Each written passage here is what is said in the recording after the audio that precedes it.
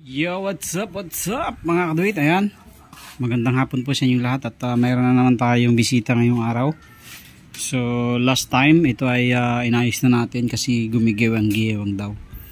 So, inayos natin yung bearing niyan and then nilibel natin yung kanyang fork oil. So, ngayon, papalitan natin ng bagong knuckle bearing kasi hindi daw mawala yun talagang palag-palag. Pumapalag-palag ba? Para nangangabig. Kumakalo. So, papalitan natin. Ilan taon na ba yan?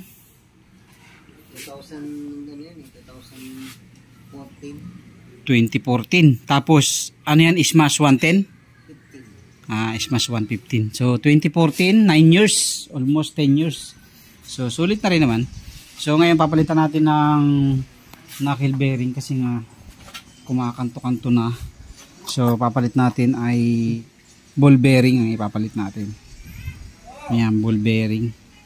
So pang Rider Smash, Rider 110 tsaka Smash pareho lang. So yan ang ilalagay natin dito.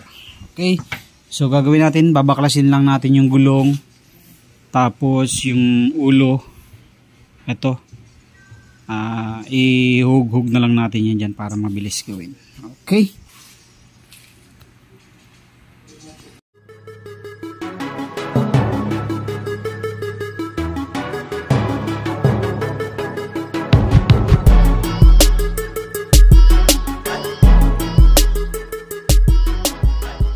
ito na mga karit, nabaklas na natin. So ganyan lang yung ginagawa ko, hinahang ko lang dyan sa taas yung para hindi mahatak yung mga wire. So babaklasin natin to, hugutin natin, and then papalitan natin ng bagong ball bearing. Ball bearing, pag kasi knuckle bearing na mga ordinary lang, mas mabilis masira. So mas okay na yung mga knuckle bearing, talagang makunat siya, taon talaga bago siya masira. So pag natanggal natin yung ano na yan, to yung dalawang lock na yan, mahugog na pababa yan. So papalitan na natin ng bago.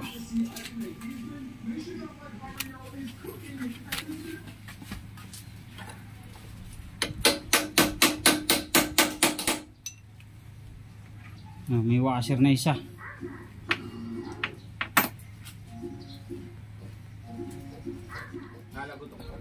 Papalan lang natin ang grasa. May corona. Hugutin ko na, sir. Okay, hugutin mo na. So, ayan na, talagang dry na dry siya mga kaduit. Siyam na to, no? May siyam na taon. Sa gitna, Original yung grasa na yan, boy. Sa loob ng 9 na taon. Ngayon pa lang siya mabubuksan. Ayan na, ganyan lang kasimple mga kaduit. Kalangan nyo lang yung ilalim. Tapos, tali nyo yung manabela para hindi ma-stress yung mga wire top. Pwede na natin tanggalin lahat yan. So, ito mga kaduit yung ilalim. Ayan kasi ang mas persado yung ilalim na yan. Makikita mo yan, may mga bulutong-bulutong na, may mga lubog-lubog na. Ayan, para siyang alon-alon na. So papalitan natin ng bago yan. Tapos itong mga cup nya, ayan so ayan pansinin nyo yung mga tama nya, ayan, lubog-lubog. Yan yung nagiging sanina, parang kumakabig-kabig kayo, parang laban-laban ba, bawi-bawi. Ayan, so palitan natin ng bago. So ayan na mga katit, nailabas na natin. Magkaroon pa ng revolution yan, ganyan. Ayan, nailabas na natin mga katit. So medyo virgin siya kasi ngayon lang siya napalitan, mapapalitan pala. Kopa naman. Panggalin. So isip na natin yan para diretso na tayo. Lagyan ng pampadulas, Virgin Ganda pala na langis ng ano ba yung isa Yamaha? Locor.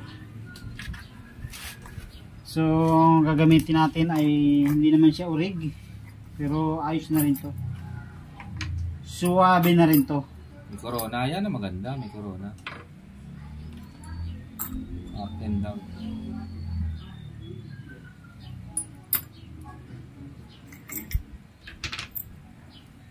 Parang Ito ang ibabaw. Maliit. So, tingnan natin. Suwak lang mga kaduit. Medyo mataas lang yung yung stock. Konti. Pero ayos na rin.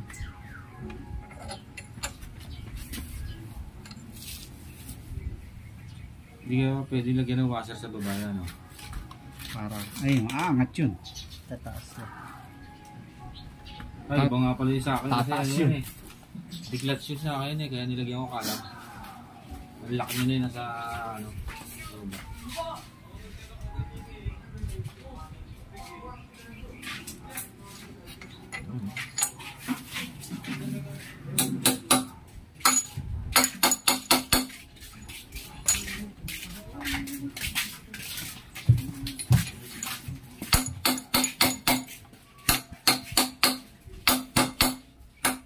So, yan ang mga katuwid. Tapos na tayo mag-plot, maglagay. So, kailangan lapat na lapat siya para hindi siya umalog. Pero kung ready siya, iyak ka dyan. Lalo na pag... So, yan na. Oo, di mo parang gawin. Okay, so okay na. Palit naman tayo ng dito, Corona. Tanda na rin ni Petisel. Corona.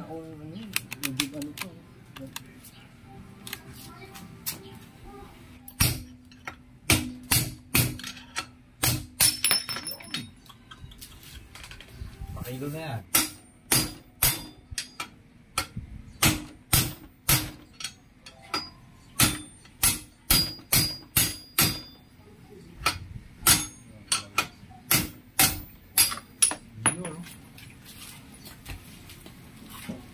Kapal ng Standard yan eh. Ano sa ibabaw?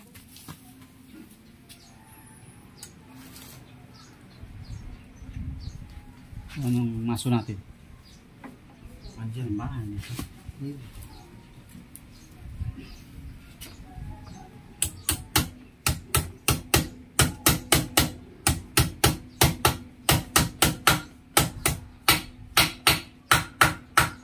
pa naman maluwag yung sir, yung pinapasukan niya, no?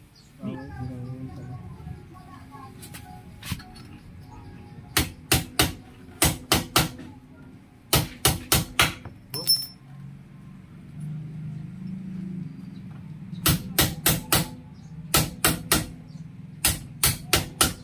Kailangan sa magad to eh. Ito kasi ang pinaka importante dyan eh. Parang pinakatakot matuto yun. So, importante mga kaduit na sumagad dyan, sagad na sagad. So, ginamitan ko nung luma. Wala kasi tayo nung pang original talaga na pang tools na panlagay dyan. So, teknika na lang. So, importante sumagad lang tong pinaka-corona niya para itong pinaka-cover para once na hinigpitan natin, hindi na siya luluwag pa. Kasi pagka hindi ito nakalapat dito every day or every ilang araw, so habang hindi siya dumidikit dito sa pinakasagad niya ay luluwag ng luluwag ang manibela. Okay, so yung ibabaw naman, so ganun lang kasimple. Ito, lagyan natin ng langis. So lagay nyo dito langis para mas maganda siyang pumasok. Tapos damihan nyo ng grasa yung ilalim para matagal siyang maubos. Kahit ilang taon ay hindi siya basta-basta maubos.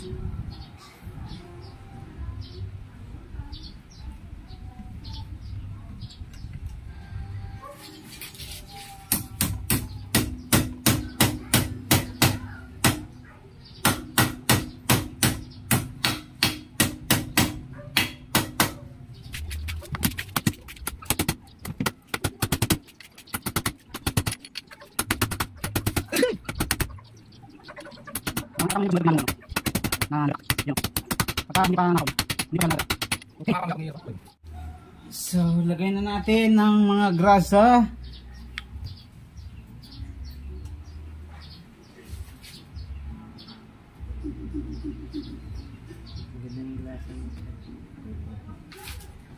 Ganda yan. Parang ube, no? High temp yan. Grasa yan.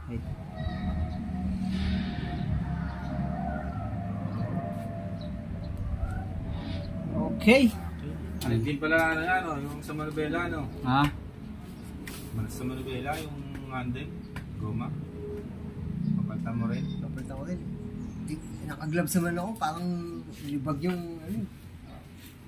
Hindi, pag nainitan talaga yan, hindi na kasi nga. Tricycle, no? Namin kakalyo. Lumamasada ka ba dito, boss? Doon sa EPSA, sa labas. Doon lang. Tabi na 7-Eleven sa gate 6. Wala ka linya sa loob. Wala, mahal ang linya ron. Yung mga ibang kasamahan ko, nandun lang sa loob. The boundary. Boundary na lang. May tricycle sila, sticker, naarkila nila. Maganda naman kita sa loob. Magkano ba linya doon? Ba, pag bumili ka na yung... Mabot isang daan din. Isang unit yun. Linya lang Pag- yun.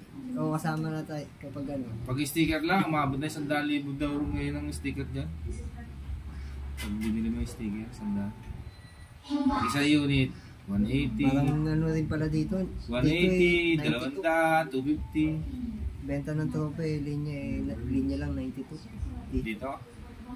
Mahal dito. Ay, alternate pa biyahe rito. Pero okay din kung magkakapit ka. Malakas din. Maghapon. Oo. Nung Kinabukasan, wala ka namang biyahe. Yun na. Kailangan Ihahapit dalawa mo tricycle talaga. mo. Dalawa. Kailangan dalawa tricycle. Nakaano rin Yung naman. piyesta dito nakadali ako 2.5 mula alas 12. Ano, nagbiyahe ka rito sa loob? Oo. Saan ka napila dyan sa may gate 6? Ano? Hindi, kahit saan dyan. Kahit saan pila, pwede. Kahit dyan ka lang sa ano, yung crossing dyan? Pa, May diba? labasan. Oo. May ano dyan. Mas maganda kapag bago ka pa lang, dito ka pa lang, dito, pwede ka na dito. Pay 7, pay 6. Pwede ka pumili. Basta Puro may linya palabas dito. ka. Basta may linya ka dito. Kasi pag paloob ka, pag hindi mo pa memorize, O yun, pahirapan nga ako na una. hihirapan ka. Ikot ako ng ikot eh. Siyempre, di ko naman alam paano diskarte. Eh ngayon, Tatanungin mo yung pasahero. Para daw kayo ate, sunod-sunod yan, di ba? No?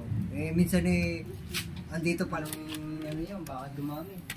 Ano sila ng ano na yung mga bagay niyan. So mga kadit, ito isagad nyo na ng higpit. Ayan, isagad nyo na ng higpit. Pagka okay na yung higpit niya, so ilagay nyo na yung pinaka washer sa gitna. Parang lock to eh. Ayan.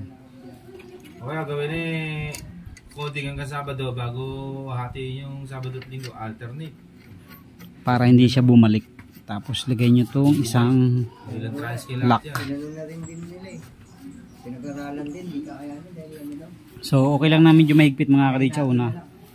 Para Pwede pala yun nakakuha ng... sureball na walang alog pag nagtagal ng ilang linggo. Na. Ayun eh, amal na.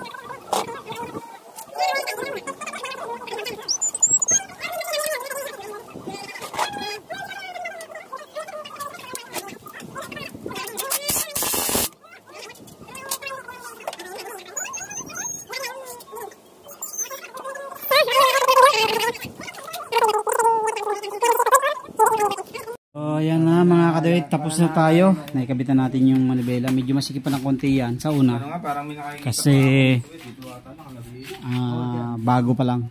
So hayaan muna na medyo masikip kasi pag kaldag-kaldag naman yan, magiging malambot na ulit yan sa mga ilang araw. So pag nilubayan kasi natin yan, mabilis siyang aalog. Okay, so yun lang mga kadit, ganun lang kabilis pagpalit ng ano, hindi pala ganun kabilis, medyo mahirap din.